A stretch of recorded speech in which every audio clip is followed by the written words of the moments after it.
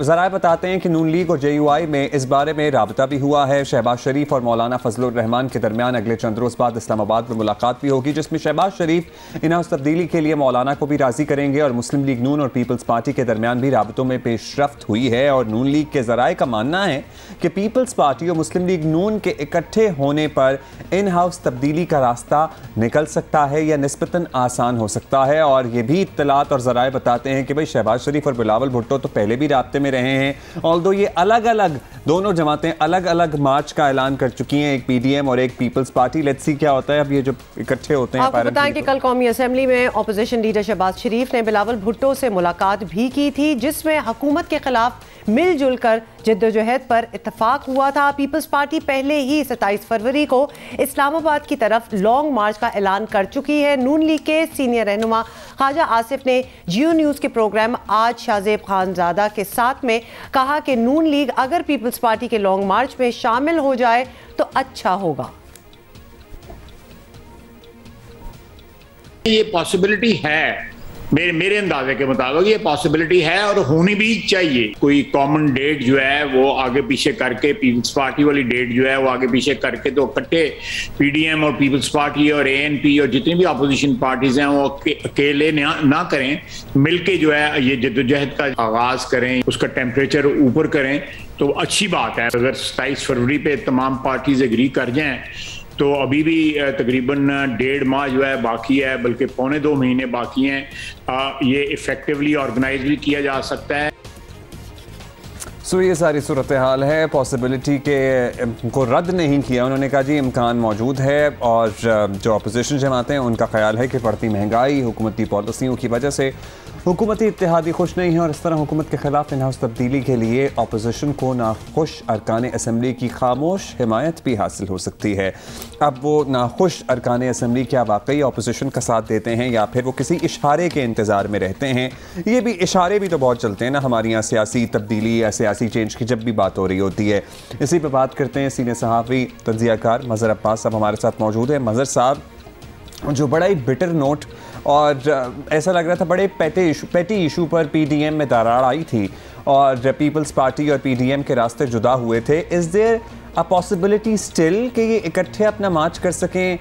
क्योंकि ऐसा लग रहा है कि मज़ा थोड़ा किरकिरा हो गया था। क्या वैसी बात दोबारा आ सकती है? जी बहुत बहुत शुक्रिया। बिल्कुल आ सकती है, क्योंकि माजी में भी ऐसा रहा है। बेनज़ीर भुट्टो शहीद और नवाज शरीफ के दरमियान बहुत सख्त, मेरा ख्याल है अब तो इतने सख्त इख्तलाफात नहीं होते, पहले तो बहुत ज़्यादा सख्त थे, लेकिन उसके बावजूद 2006 में मीसाक़ जमहूरियत हुआ उसमें, और उसमें इसी बात पर हुआ था कि हम माजी को भुला के आगे बढ़ें और माजी की गलतियों में दोनों ने एतराफ़ किया कि हम एक दूसरे के ख़िलाफ़ इस्तेमाल हुए। अब जो सूरत हाल है उसमें भी ये पीपल्स पार्टी और इसके दरमियान मुस्लिम लीग नून के दरमियान ख़ास तौर पे ये इख्तलाफात कोई नए नहीं थे। ये 2008 के बाद से ही शुरू हो गए थे, जब मीसाक़ जमहूरियत के मुताबिक अमल नहीं हुआ था।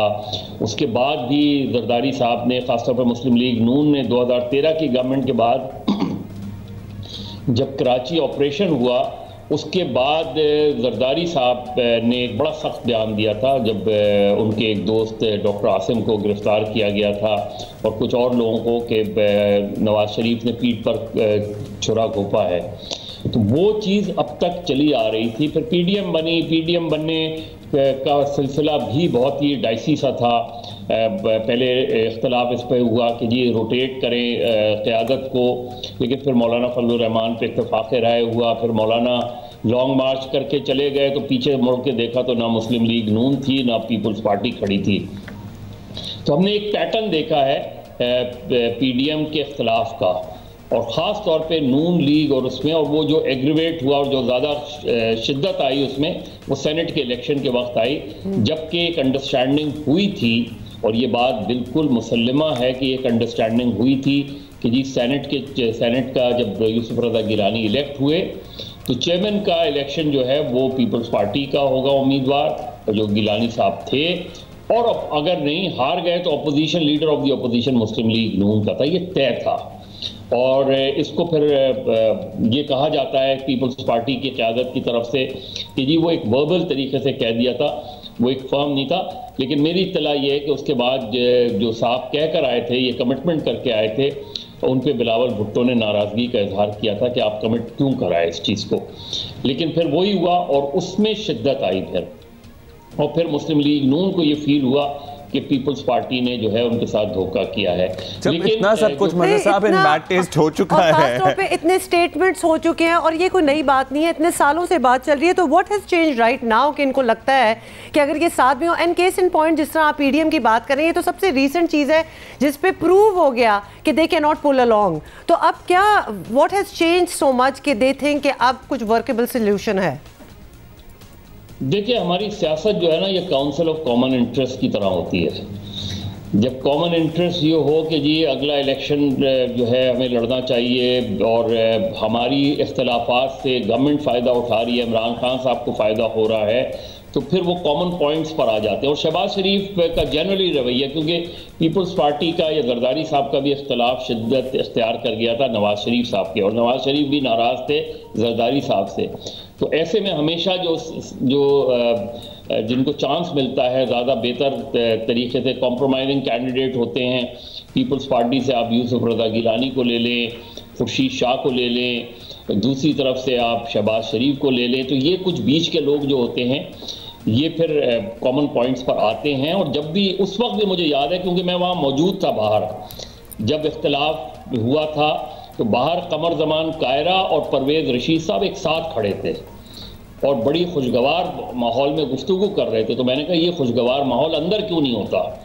तो वो एक होता है और यही लग रहा है उनको, क्योंकि मुझे नहीं समझ में आ रहा कि ये अगर फ़र्ज़ करें आप इन हाउस तब्दीली ले भी आते हैं तो इमरान खान को एक एडिशनल एडवांटेज मिलेगा और वो ये कहेंगे कि उनकी गवर्नमेंट को इस तरीके से हटवाया गया है क्योंकि यहाँ उनको बतौर वज़ीर आज़म टर्म पूरी नहीं करने दी गई। वैसे आपको लगता है, ऐसा लग रहा था मज़र साहब अपेरेंटली कि इससे पहले ये दोनों बड़ी जमातें, ऑपोजिशन की दोनों बड़ी जमातें हमारे सियासी सिस्टम के बाहर से सपोर्ट तलाश करने की कोशिश कर रही थी, और अब अपेरेंटली ऐसा लग, क्या इसको इस तरह से ट्रांसलेट किया जा सकता है कि इनको किसी ने हाथ नहीं पकड़ाया, इसलिए इन्होंने सोचा कि जनाब दोबारा मिलकर अपनी जद्दोजहद को आगे बढ़ाया जाए? हाँ, देखिए, हमारी बड़ी खुशफहमी होती है कि किसी ने हाथ नहीं पकड़ाया, हम बड़े खुशफहमी का शिकार होते हैं कि जी कोई जो है वो पुश्त पे हाथ नहीं रखता, इसकी बड़ी सख्त तरदीद भी की जाती है, लेकिन ग्राउंड रियलिटीज़ इससे ज़रा मुख्तलिफ होती हैं। PMLQ हो, पीपल्स पार्टी, ये MQM पाकिस्तान हो, या जो इत्तेहादी हैं, जो इस वक्त हुकूमत के इत्तेहादी हैं, वो अपने बलबूते पर फैसला करने में मेरा ख्याल है अभी तक, हो सकता है मैं गलत हूँ, कि उतने खुद मुख्तार अभी भी नहीं हैं जितने खुद मुख्तार हमें बज़ाहिर कहा जाता है कि जी अब बिल्कुल आज़ाद हैं सब लोग फैसला करने में।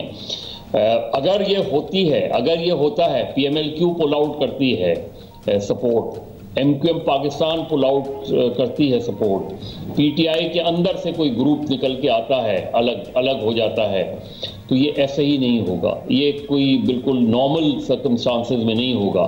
नहीं, ये तो सर्टनली आपने बिल्कुल दुरुस्त कहा कि नहीं लगता कि अभी भी ये इंडिपेंडेंट है, लेकिन PMLN और पीपल्स पार्टी जो ये कयास आराइयाँ थीं कि मुबैना डील्स हैं और एक सपोर्ट सियासी सिस्टम से बाहर सपोर्ट तलाश करने की कोशिश कर रही हैं, क्या इस अहम डेवलपमेंट को ये कहा जा सकता है कि इनको कोई सपोर्ट नहीं मिली इसलिए उन्होंने सोचा कि हम अपनी जिद्दोजहद तो दोबारा मिलकर आगे बढ़ाएं?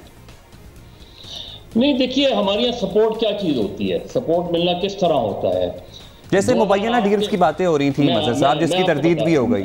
मैं आपको बता देता हूँ, 2008 का जब इलेक्शन हुआ तो बिल्कुल जंग के फ्रंट पेज पे इतनी छोटी सी, मेरा ख्याल है 3 सत्रों की या 4 सत्रों की खबर छपी थी कि फौज इंतखाबात में गैर जानिबदार रहेगी, जनरल क्या नहीं।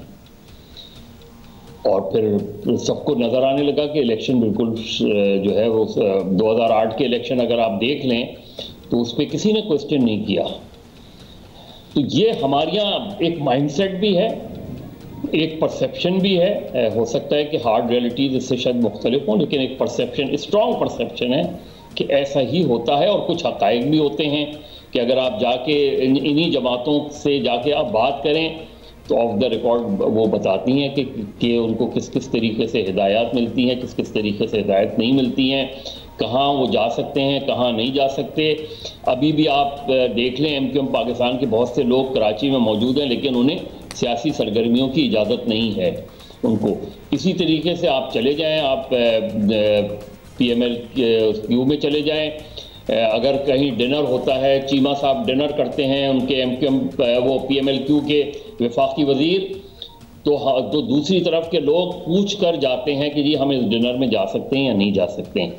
तो ये जो जब तक एक ये कॉन्फिडेंस नहीं आएगा और जब तक इंडिपेंडेंटली फैसले नहीं होंगे, तो मेरा ख्याल है कि 27 फरवरी पे गालिबन, क्योंकि शहबाज शरीफ साहब भी और PMLN की क़यादत भी ये सोच रही है कि 23 मार्च का दिन मुनासिब नहीं होगा, यानी उन्होंने 27 मार्च का तय कर रहे हैं कि उस वक्त शायद माहौल नहीं हो, 27 फरवरी ज़्यादा बेहतर होगा। तो ऐन मुमकिन है PML अगर पीपल्स पार्टी PDM का हिस्सा दावत देते हैं, अभी तो मेरा ख्याल है PDM में वापसी का शायद नहीं हो, लेकिन मुश्तरका मार्च पर इत्तफाक राय हो सकता है दोनों जमातों के दरमियान। मौलाना फजलुर रहमान भी लचक दिखा सकते हैं और शहबाज शरीफ तो वैसे ही लचकदार हैं। तो वो कि ये इकट्ठे एक साथ फिर लॉन्ग मार्च करते हैं, लॉन्ग मार्च से पहले इस्तीफे देते हैं कि नहीं देते? इस्तीफे तो नहीं देंगे ना, जिसमें पहले भड्डा हुआ था। नहीं इस्तीफे जब इन हाउस तब्दीली आनी है तो फिर कैसे सर्टनली अपनी ताकत छोड़ेंगे? मेरा ख्याल है कि ज्यादा उनके लिए जो पहला टेस्ट है विभाग के बजाय पंजाब में ज्यादा उनके लिए जो है फजा हमवार है मरकज के मुकाबले में। अच्छा, ख्वाजा आसिफ ने जो कल स्टेटमेंट दी है उनका तो ये कहना है कि अगर ये हो जाए 27 फरवरी को, अगर दोनों ये पार्टी साथ मुश्तरका ये मार्च हो तो ये अच्छा होगा, which we should take as a yes कि ये होगा, ये होने वाला है। देखिए हुमा कितनी, वैसे हम अभी डिस्कस कर रहे हैं और मैंने अपने अभी हाल ही में कॉलम में ये बात लिखी हुई थी कि हमारी बदकिस्मती, अभी जो मेरा ख्याल है कल छपेगा, तो उसमें एक ये चीज़ लिखी है मैंने कि कुछ दिन होंगे, कुछ दिन बाद हम मरीज डिस्कस करेंगे और कुछ दिन बाद ज़ाहिर है किसी को हुकूमत बचानी है, किसी को हुकूमत गिरानी है, हम इस बहस में दोबारा लग जाएंगे और मरी बहुत पीछे रह जाएगा और हम किसी अगले वाक़े का, अगले साने का इंतज़ार करेंगे। तो ये हमारा एक सियासी अलमिया है कि हमारी प्रायोरिटीज सेकंडों में तब्दील हो जाती हैं, मिनटों में तब्दील हो जाती हैं। आपने सुनी थी कल फवाद चौधरी ने जो फ्लोर ऑफ द हाउस पे जो तकरीर की थी और अपेरेंटली ऐसे ही लग रहा था कि मरी सानहे की जिम्मेदार भी गुज़श्ता हुकूमतें हैं। देखिए मैं बिल्कुल आपसे, क्योंकि ये इस वक्त आपका ने मुझसे टॉपिक दूसरा डिस्कस किया, लेकिन जो इंक्वायरी हो रही है वो शुरू कहाँ से होनी चाहिए, मैं सिर्फ इतनी बात करूँगा। इंक्वायरी शुरू होनी चाहिए कि हमारी टूरिज्म मिनिस्ट्री जो है उसके SOPs क्या हैं टूरिज्म के हवाले से, उसने इन 3-4 सालों में क्या इक़दाम किए हैं टूरिज्म को डेवलप करने के लिए और उस पर अमल कितना हुआ है, सिवाय बातें करने के अलावा। ये ट्रेजेडी नहीं होती अगर हमने वो ऑलरेडी जो डिपार्टमेंट्स मौजूद हैं, बाकी तो छोड़ें, जो डिपार्टमेंट्स मौजूद हैं सिर्फ उन पे रिस्पॉन्सिबिलिटी और वज़ीर आज़म सिर्फ अगर उस ट्रेजेडी के बाद सिर्फ इतना ट्वीट करते कि एज ए प्राइम मिनिस्टर मैं इस वाक़े की जिम्मेदारी लेता हूं और आपसे माजरत करता हूं और आइंदा यकीन दिलाता हूं कि मैं इसकी रोकथाम के लिए ठोस इक़दाम करूंगा, और बाकी अपने वज़रा को बिल्कुल मना कर देते। बिल्कुल इसी तरीके से ऑपोजिशन का भी यही रवैया होना चाहिए। मतलब साहब इससे पहले भी एक दो मौके थे जहां अगर यही रिस्पांस होता तो क्या ही बात होती, लेकिन I don't think we should hold our breath for it. बताइए हमारे अवाम तो खुले दिल के लोग हैं, वहां ये माजरत भी कबूल करते हैं और would all have moved on, लेकिन वो जले पर नमक छिड़कने वाली जो बात होती है ना कि वो उनका कसूर था और मौसम देख के जाते, उससे जरा मजा किरकिरा हो जाता है सारी सूरत हाल का। मजीद नहीं, वही मसला यही है ना कि वो मोबाइल फोन को सिर्फ इस कॉन्टेक्स्ट में दे रहे हैं। वो मोबाइल फोन, और अगर इंक्वायरी हो तो वो उन तमाम अफराद के मोबाइल फोन के फॉरेंसिक करवाएं जो मदद के लिए पुकार रहे थे और मदद नहीं आई। बहुत शुक्रिया आपका। वो SI जिनका पूरा खानदान इस ट्रेजेडी का शिकार, मतलब बहुत ही दिल खराश। इस तरह तो बहुत और भी बहुत से और लोग हैं, स्टोरीज हैं। और उसके बाद की जो बातें निकल रही है ना, वो भी एक अलग ही बात है, जो कि लोग किस तरह प्राइसेस ऊपर चढ़ेंगी, मतलब वो भी एक बात है जिस पे हमें बात करनी चाहिए। SOP नहीं है कि कोई रेट लिस्ट हो जिससे मतलब लिटरली 5,000 रुपए की सहूलियात भी ना हो कमरे में और 50,000 रुपए इन हालात का फायदा उठाते हुए मुंह फाड़ के अगर होटल वाले या कुछ लॉजेस वाले मांग रहे हैं, पीपल जो कि गवाही दे रहे हैं इस चीज की कि एग्जैक्टली ऐसा ही हुआ है, तो ये भी इसकी भी इंक्वायरी, वैसे इनको कोई नहीं पूछने वाला है। वो कह रहे हैं ना कि वो इंक्वायरी करेंगे और वो कार्रवाई भी बल्कि करेंगे for people who have done that.